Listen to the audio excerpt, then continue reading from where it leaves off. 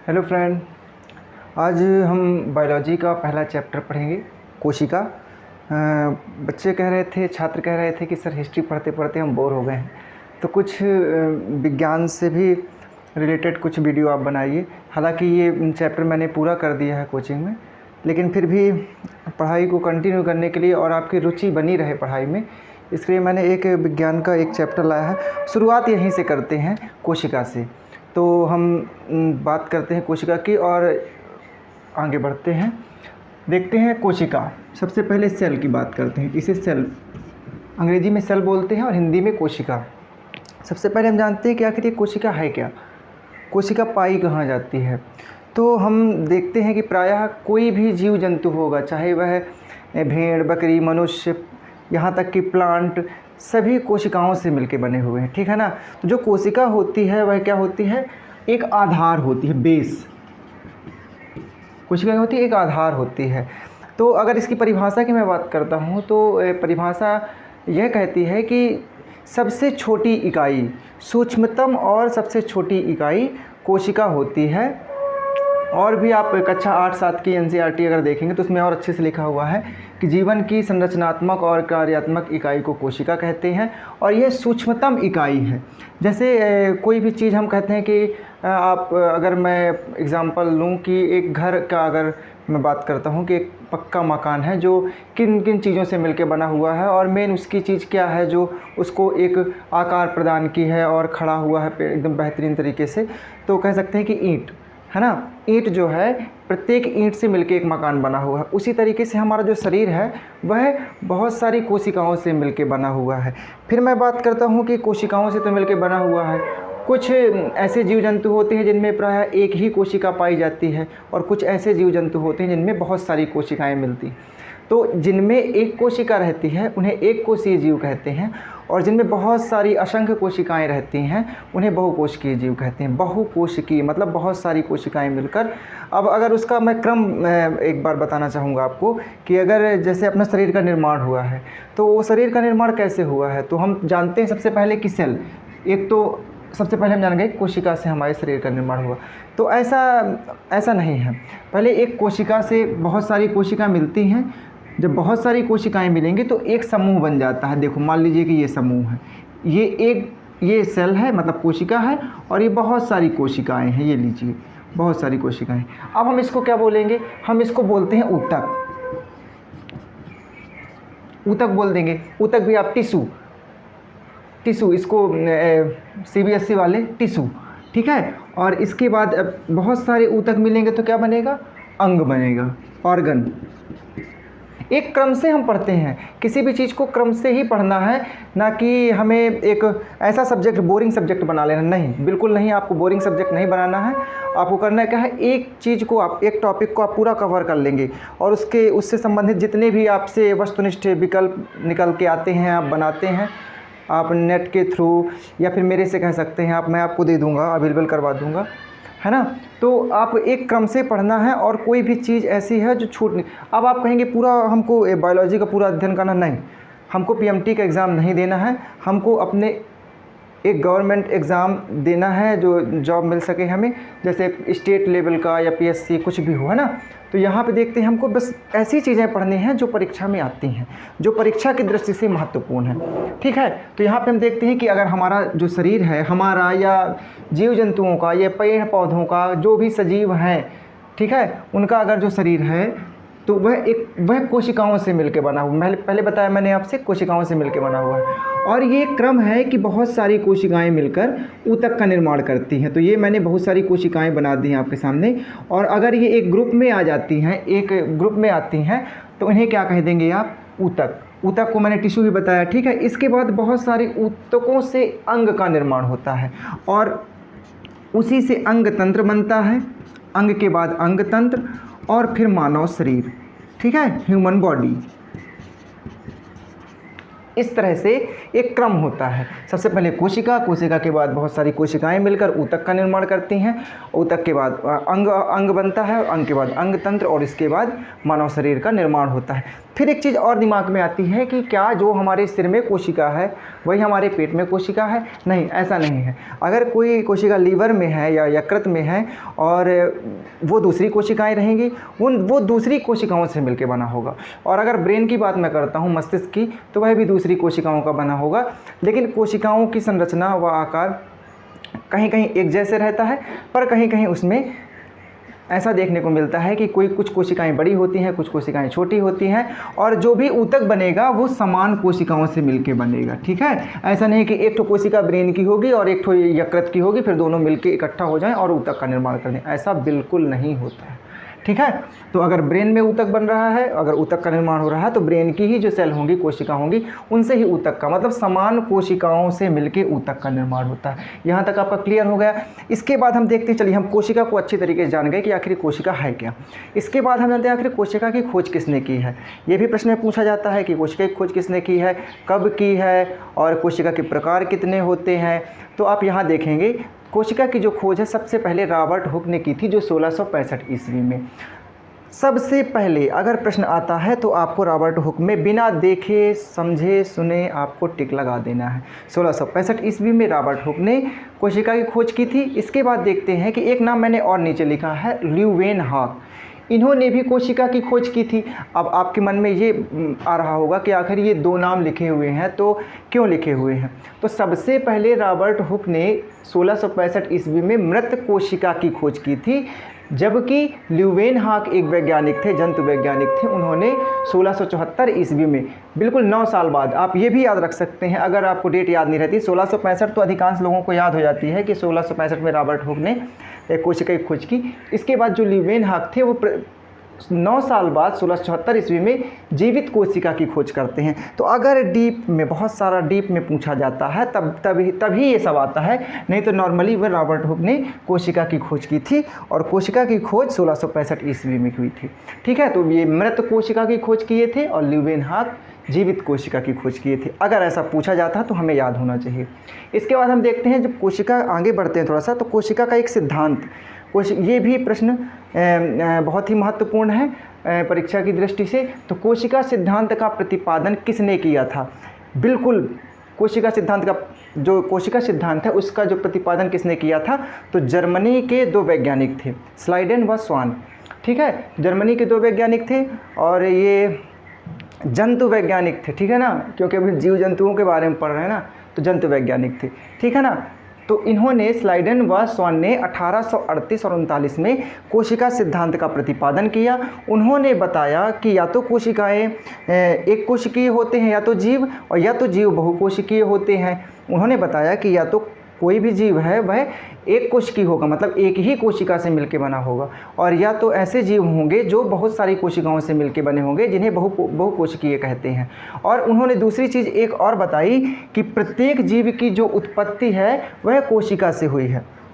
अपन को ये याद नहीं रखना है, हमें सिर्फ यह याद रखना है कि कोशिका सिद्धांत का जो प्रतिपादन है 1838 से 39 में स्लाइडेन व स्वान, जो जर्मनी के जीव वैज्ञानिक थे, उन्होंने इसका प्रतिपादन किया। और इन्होंने जो अपने, जैसे किसी भी चीज़ का एक सिद्धांत दिया, सिद्धांत में प्रमुख 2 बिंदु जो हैं वो ये थे कि या तो कोई जीव जो है एक कोशिकीय होता है या तो बहुकोशिकीय होता है, और प्रत्येक जीव जो है, जो प्रत्येक जीव की उत्पत्ति होती है वह किससे होती है? कोशिका से होती है। ठीक है ना। इसके बाद हम देखते हैं कि कोशिका के प्रकार। हमने कोशिका के बारे में थोड़ा थोड़ा जान लिया है। अब कोशिका के प्रकार, तो कोशिका 2 प्रकार की होती है, पहली प्रोकैरियोटिक कोशिका और दूसरी यूकैरियोटिक कोशिका। यह भी महत्वपूर्ण है। तो प्रोकैरियोटिक कोशिका ऐसी कोशिकाएं होती हैं जो सूक्ष्म जीवों में पाई जाती हैं, बैक्टीरिया में पाई जाती हैं, विषाणु में पाई जाती हैं, वो प्रोकैरियोटिक कोशिकाएं। इसमें होता क्या है कि जो केंद्रक होता है वह अविकसित होता है, और जो कोशिका होती है वह भी पूर्ण रूप से विकसित नहीं रहती है।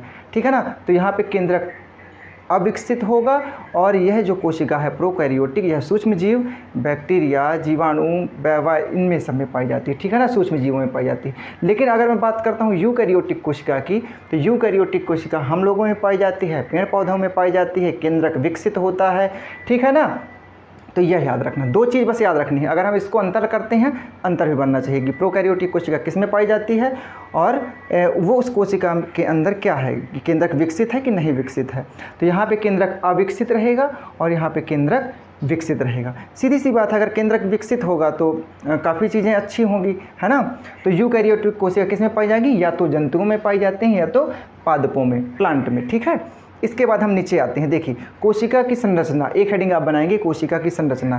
तो जो कोशिका की संरचना होती है, कोशिका के कुछ भाग होते हैं। मैंने एक सेल बना दिया, यहाँ देखिए ये। अब हम इस सेल के कुछ भाग रखते हैं। अभी तो मैंने सिर्फ कोशिका के प्रकार बताए थे कि इस टाइप्स, ठीक है ना, कितने प्रकार की कोशिका होती है। फिर हम देखते हैं एक कोशिका के भाग कितने होते हैं।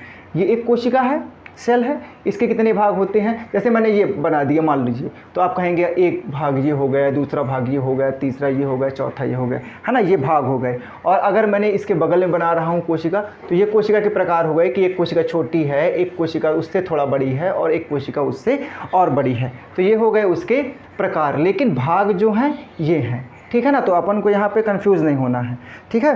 तो मैं बता रहा हूँ कोशिका कितने भाग होते हैं। चलिए, कोशिका के भाग होते हैं 3। सबसे पहले तो होता है कोशिका की भित्ति। भित्ति का मतलब दीवार, बाहर वाली दीवार, ठीक है ना। ये है कोशिका भित्ति, ये गोल गोल जो दिख रही है आपको, कोशिका भित्ति, ठीक है। तो कोशिका भित्ति पहली। दूसरा होता है केंद्रक। केंद्रक हमेशा बीच में होता है, न्यूक्लियस, ठीक है। और तीसरी इसके बाद होती है कोशिका द्रव्य, जो इसके अंदर भरा हुआ एक लसलसा तरल पदार्थ होता है वह, ठीक है ना। इसके बारे में बाद में चर्चा करेंगे अभी, लेकिन सिर्फ अपन को ये जानना है कि एक कोशिका कितने भाग होते हैं, 3। पहला आपका कोशिका भित्ति मतलब बाह्य आवरण, किसी कोशिका का बाह्य आवरण। इसके बाद दूसरा केंद्रक, जो बिल्कुल सेंटर में होता है, बीच में होता है, ये ब्रेन, ये CPU है कोशिका का, ठीक है ना, ब्रेन है। और इसके बाद जो इसके अंदर एक पदार्थ भरा होता है जिसे जीव द्रव्य कहते हैं या कोशिका द्रव्य कहते हैं, वह तीन भाग हो गए, ठीक है। इसके बाद हम रिकॉल करेंगे और आगे चल के एक नोट्स भी तैयार करना है आप लोगों को, बिल्कुल, ठीक है। यहाँ से यहाँ तक हो गया। इसके बाद हम देखते हैं कि प्रश्न पूछा जाता है कि सबसे बड़ी कोशिका कौन सी होती है, सबसे छोटी कोशिका कौन सी होती है और सबसे लंबी कोशिका कौन सी होती है। तो मैं बताना चाहूँगा कि जो सबसे छोटी कोशिका होती है वह माइकोप्लाज्मा है, यह जीवाणु की है, प्लाज्मा। लंबी सबसे कौन सी होगी और बड़ी लंबी कौन सी होगी, तंत्रिका कोशिका, ठीक है ना। ये प्रश्न याद कर लेना है अपन को, कुछ नहीं। तंत्रिका कोशिका। बड़ी कौन सी होगी, शुतुरमुर्ग का अंडा। शुतुरमुर्ग तो जानते हैं, ये नोट्स में बनाना है, ठीक है। ये भी प्रश्न पूछे जाते हैं, इन्हें एक बार में याद हो जाएंगे। छोटी माइकोप्लाज्मा, सबसे बड़ी तंत्रिका और सबसे बड़ी आपके शुतुरमुर्ग के अंडे की कोशिका और सबसे लंबी तंत्रिका कोशिका, ये याद रखना है। इसके बाद हम कहाँ आते हैं, सीधे आते हैं एक चार्ट पे। इस चार्ट पे हम आ जाते हैं। ये चार्ट है, ये वह चार्ट है जो किसी कोशिका के अंदर विभिन्न प्रकार के अंग रहते हैं, कोशिकांग। जैसे मैं आपको यहाँ पे बता रहा हूँ, ठीक है। हालांकि चलिए एक कोशिका यहाँ बनाते हैं, ठीक है। वही कोशिका है, नीचे बना रहे हैं, ठीक है। इस कोशिका में क्या करते हैं हम, ये इस तरह देखिए, एक कॉलम बना है कोशिकांग, दूसरा खोजकर्ता और तीसरी विशेषता। मतलब किसी भी कोशिका में इन सब चीज़ों का पाया जाना बिल्कुल स्वाभाविक है। और इसके बाद इसके खोजकर्ता कौन है, कि किसने बताया कि यह चीज़ कोशिका के अंदर पाई जाती है, और इसके बाद उस कोशिकांग की आखिर विशेषता क्या है, वह कोशिका के अंदर रह के क्या काम करता है। आखिर वह कोशिका के अंदर है तो वह क्या काम करता है, ठीक है ना। ये मैं जंतु कोशिका बना रहा हूँ, ठीक है ना। अगर आप बनाइएगा जंतु कोशिका, क्योंकि जंतु कोशिका इसी शेप में रहती है, जबकि पादप कोशिका भी मैं यहाँ पे थोड़ा सा। अब आप ये मत कहिए कि सर आप पूरा बोर्ड ख़राब कर रहे हैं, और जो है अब मैं चित्रकारी तो मेरे से आती नहीं है, फिर भी मैं बना ही देता हूँ, ठीक है। ये पादप कोशिका हो गई, आप देखेंगे, और ये जंतु कोशिका, दोनों, ठीक है। तो ये सब जो कोशिकांग हैं वह इनके अंदर पाए जाते हैं, ठीक है ना। कोशिका झिल्ली हो, चाहे कोशिका भित्ति हो, जीव द्रव्य हो, माइटोकॉन्ड्रिया हो, राइबोसोम हो, लाइसोसोम हो, सेंट्रोसोम हो, अंतःप्रद्रवी जलिका जिसको एंडोप्लाज्मिक रेटिकुलम बोलते हैं, चाहे रिक्तिका हो, सभी चीज़ें यहाँ पाई जाती हैं। तो मैं बेसिक चीज़ें आपको बता रहा हूँ, सभी कोशिकांग इसके अंदर पाए जाते हैं। चलिए देखते हैं थोड़ा सा चार्ट की तरफ, हैं। चार्ट में देखते हैं कि सबसे पहले कोशिका झिल्ली मैंने लिखी हुई है। कोशिका झिल्ली कहाँ पाई जाती है, याद रखिएगा, जंतु कोशिका में। यहाँ मैं लिख ही देता हूँ, ठीक है ना। कोशिका झिल्ली कहाँ पे पाई जाती है? जंतु कोशिका। मैंने पादप कोशिका में नहीं लिखा है, ठीक है ना, पाई जाती है अंदर वाले भाग में, लेकिन हमको थोड़ा सा भी अंतर समझना है, ठीक है। कोशिका झिल्ली कहाँ पाई जाती है? जंतु कोशिका में, ठीक है। यह बाहरी आवरण होता है। देखिए भाई, अगर झिल्ली है तो जायज़ सी बात है सॉफ्ट होगी। अपनी स्किन को देख लीजिए, आप स्किन देख रहे हो, सॉफ्ट, ठीक। कोशिका झिल्ली हो गया। और यह किसकी बनी होती? दो प्रश्न पूछे जाते हैं। कोशिका झिल्ली किस में पाई जाती है? तो आप जंतु कोशिका में बिल्कुल लगा दीजिए, ठीक। और इसके बाद यह किस चीज़ की बनी होती है? तो लिपिड और प्रोटीन की बनी होती है, ये लिखा हुआ है। सिर्फ अभी हम जंतु कोशिका में हैं। इसके बाद दूसरा आता है कोशिका भित्ति। तो और यह जो कोशिका झिल्ली है यह कैसी होती है? अर्धपारगम्य। ये याद रखिएगा। यहाँ से सिर्फ कोशिका झिल्ली से अपन को 3 चीज़ें याद रखनी है। कोशिका झिल्ली जंतु कोशिका में पाई जाती है, यह अर्धपारगम्य होती है और यह लिपिड और प्रोटीन से मिलकर बनी होती है, ठीक है। 3 चीज़ें अपन को याद हो गई। अब देखते हैं कोशिका भित्ति। तो कोशिका भित्ति जो है पाई जाती है पादप कोशिका में। कोशिका, ये अंतर भी एक प्रकार से हो जाता है। कोशिका भित्ति पादप कोशिका में पाई जाती है, जबकि कोशिका झिल्ली जंतु कोशिका में पाई जाती है। तो कोशिका भित्ति कहाँ पाई जाती है? पादप कोशिका में। पादप कोशिका में पाई जाती है। यह पारगम्य होती है। अर्धपारगम्य और पारगम्य, कुछ चीज़ों को अपने आप से होते हुए जाने देना, ठीक है ना। ओके, पारगम्य होती है। तो पारगम्य होती है और यह मोटी और कठोर होती है। आप अपने से अंदाज़ा लगा लीजिए कि आपके त्वचा, स्किन और पेड़ पौधे की त्वचा, स्किन, कुछ अंतर समझ में आएगा। उसको आप टच करोगे, आपको कठोर, है ना, हार्ड, उसकी जो स्किन होगी वो आपकी त्वचा जैसी तो नहीं होगी, आपकी सॉफ्ट होती है। अब वो बात अलग है कि आप डब से नहाते हो और वो डब से नहीं नहाता, ठीक है ना। तो आप ये देखना त्वचा, ठीक है ना। तो कोशिका भित्ति किसमें पाई जाती है? पादप कोशिका में, जो पारगम्य होती है और यह कठोर होती है, जिससे पेड़ पौधों को एक आकार प्रदान करती है, ठीक है। तो यह भी और ये किस चीज़ की बनी होती है? तो यह सेलुलोज की बनी होती है, ठीक है। तो वहाँ लिपिड प्रोटीन, यहाँ सेलुलोज, वहाँ अर्धपारगम, यहाँ पारगम, सब अंतर कर लेना, बिल्कुल भूलना नहीं चाहिए। इसके बाद हम देखते हैं जीव द्रव्य। जीव द्रव्य जीवन का भौतिक आधार है। अगर प्रश्न आता है कि जीवन का भौतिक आधार है तो वह क्या है? जीव द्रव्य। तो जीव द्रव्य में 80% जल होता है। और यहाँ देखेंगे कि जीव द्रव्य इसमें अभी मैंने बताया था ना कि यहाँ पे 3 भाग होते हैं, कोशिका द्रव्य, केंद्रक और कोशिका भित्ति। तो जीव द्रव्य इस कोशिका के अंदर, चाहे इसके अंदर और इसके दोनों के अंदर, ये जीव द्रव्य मैंने भर दिया। मतलब एक ऐसी चीज़ है, एक पानी समझ लीजिए कि एक पन्नी है, इसके अंदर मैंने पानी भर दिया है, ठीक है ना, ठीक। ये जीव द्रव्य भर गया। और जो भी यहाँ के कोशिकांग है वो उसी जल, मतलब जीव द्रव्य में तैरते रहते हैं। ये माइटोकॉन्ड्रिया, ये राइबोसोम, ये अंतःप्रद्रव्य जलिका, ये लाइसोसोम, ये रिक्तिका, ठीक है, ये सेंट्रोसोम, ये सब चीज़ें इसके अंदर हैं। आपस में टकराने की संभावनाएं ना के बराबर, क्योंकि ये तैर रही हैं, ठीक है। यहाँ भी लाइसोसोम, माइटोकॉन्ड्रिया, राइबोसोम, सब ये सब चीज़ें भरी हुई हैं। किस में तैर रही हैं? जीव द्रव्य में। जीव द्रव्य में 80% जल होता है। और जीव द्रव्य भी 2 प्रकार, जीव द्रव्य को मैं 2 भागों में बांट देता हूँ।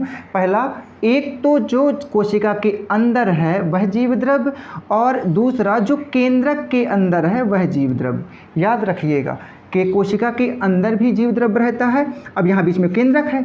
अब केंद्रक भी एक झिल्ली से ढका हुआ है और केंद्रक के अंदर भी जीव द्रव्य भरा हुआ है। तो जो कोशिका के अंदर जीव द्रव्य भरा है, मतलब इस कोशिका के अंदर और केंद्रक के बाहर, उसे कहते हैं कोशिका द्रव्य। और जो केंद्रक के अंदर भरा होगा उसे केंद्रक द्रव्य। तो जीव द्रव्य के मैंने 2 भाग बताए। जीव द्रव्य कोशिका के अंदर भरा रहता है और जो भी कोशिकांग हैं वो उसी जीव द्रव्य के अंदर तैरते रहते हैं, चाहे वह कोई सा भी हो, ठीक है ना। अभी ये चीज़ देखेंगे कौन सा किस में है, कौन सा किस में नहीं है, ये चलते चलते क्लियर होता जाएगा, ठीक है ना। तो कोशिका के अंदर जीव द्रव्य भरा हुआ होता है और जो कोशिका के अंदर जीव द्रव्य भरा होता है उसे कोशिका द्रव्य कहते हैं, और जो केंद्रक के अंदर जीव द्रव्य भरा होता है उसे केंद्रक द्रव्य कहते हैं, ठीक है ना। तो जो जीव द्रव्य की खोज किसने की थी? डुजार्डिन ने की थी। ये याद रखना है कि जीव द्रव्य की जो खोज है वह किसने की थी? डुजार्डिन ने। और जीव द्रव्य का जो नामकरण किसने किया था? पुरकिंजे ने किया था। वैज्ञानिकों से अकेले कुछ नहीं होता था, एक व्यक्ति साथ में लेके चलते थे कि चलो भैया हम खोजेंगे और तुम उसका नाम रख देना। मतलब हम लोगों के लिए इतना कठिनाई कर देते हैं कि हम डुजार्डिन भी याद करें, पुरकिंजे भी याद करें। अरे तुम ही जब किए थे डुजार्डिन भैया, तुम ही नाम रख देते हैं, नामकरण कोई और कर रहा है। हो सकता है उस टाइम के पंडित जी रहे हो पुरकिंजे, ठीक है, तो हो सकता है, नहीं भी हो सकता, ठीक है ना। तो जीव द्रव्य की खोज डुजार्डिन ने की थी, जबकि इसका नामकरण पुरकिंजे ने, नामकरण, ठीक है, पुरकिंजे ने किया था, पंडित जी ने, ठीक है, पुरकिंजे ने किया था। ये सब वैज्ञानिक हैं जो जीव वैज्ञानिक थे। इसके बाद देखते हैं दूसरा माइटोकॉन्ड्रिया। यह प्रश्न बहुत बार पूछा गया है, आखिर माइटोकॉन्ड्रिया क्या है।